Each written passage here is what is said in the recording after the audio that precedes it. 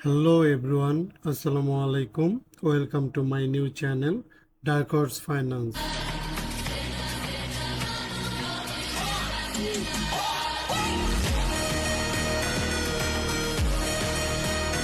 Hello everyone, আমি নাইদুল হাসান রিফাত। আমি আপনাদের জন্য 46 মিনিটের একটা ভিডিও তৈরি করেছি, সায়েন্স ম্যাপ অফ ফরেক্স। আমার অনেক অডিয়েন্স রয়েছে যারা লং টাইমের ভিডিও দেখতে পছন্দ করে না।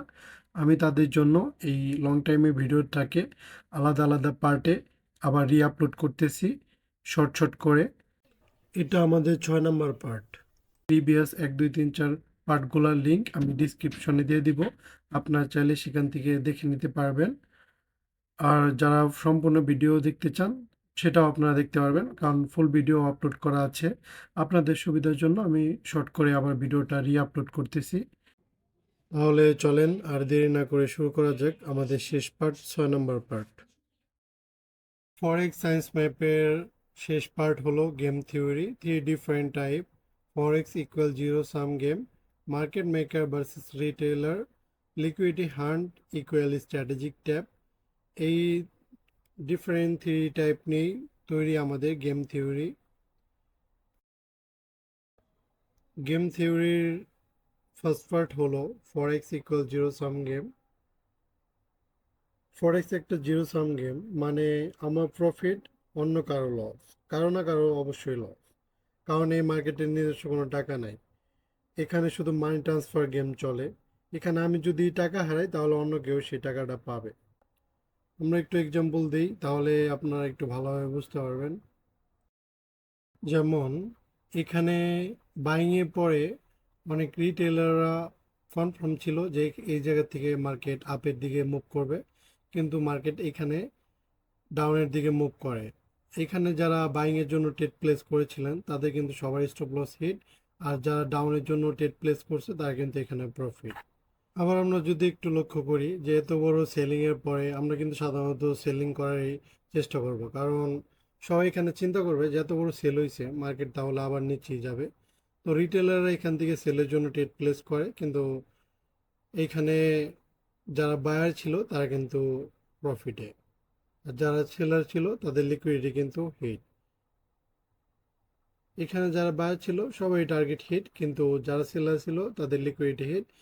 এখানে মার্কেটে যারা এই পজিশনে সেলার ছিল তারা কিন্তু মার্কেটে টাকা হারিয়েছে, এবং যারা বায়ার ছিল তারা কিন্তু ভালো একটা প্রফিট জেনারেট করতে পারছে।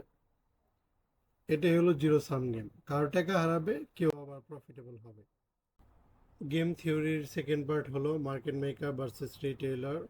ফরেক্স মার্কেট আসলে এক ধরনের চেস গেম। এখানে মার্কেট মেকার প্রথমে মুভ দেয় আর আমরা রিটেলাররা শুধু রিয়েক্ট করি। মার্কেট মেকার ফিয়ার, হাইপ এবং গ্রিটের মাধ্যমে ট্র্যাপ সেট করে, আর আমরা রিটেলাররা সেই ট্র্যাপের পা দিই। আসলে এখানে যদি আমরা প্রফিটেবল হতে চাই তাহলে আমাদেরকে ডিফারেন্টভাবে থিঙ্কিং করতে হবে। মার্কেট মেকাররা যেভাবে থিঙ্কিং করে, মার্কেট মেকারদের থিঙ্কিং করার ধারণটা আমাদেরকে ক্যাপচার করতে হবে, তাহলে আমরা এখানে প্রফিটেবল হতে পারবো। যেমন আমাদেরকে রিভেঞ্জ ট্রেডের কথা বলে যেতে হবে, ইমোশন কন্ট্রোল করতে হবে। আমরা যদি ডিসিপ্লিন মেনটেন করি, রিভেঞ্জ ট্রেড না করি, ইমোশন কন্ট্রোল করতে পারি, তাহলে আমরা কখনোই মার্কেট মেকারদের ট্র্যাপে পড়বো না। মার্কেটে আমাদেরকে লস করতে হবে, কারণ বিজনেস মানেই লস। লস ছাড়া কখনোই বিজনেস হয় না। আর আমাদেরকে থিঙ্কিং করতে হবে সবসময় মার্কেট মেকারদের মতো।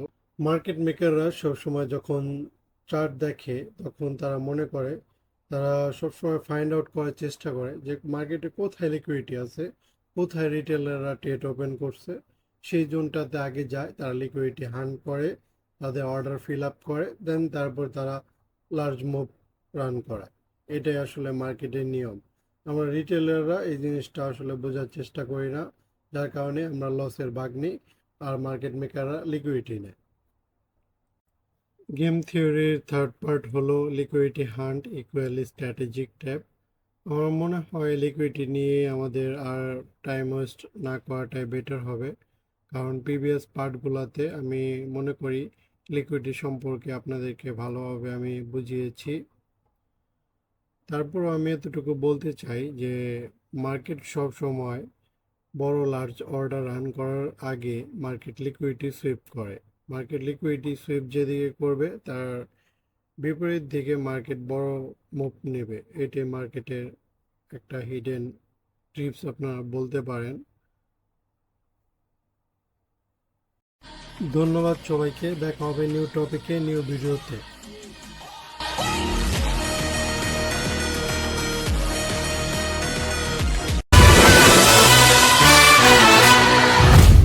Ladies and gents, this is the moment you've waited for.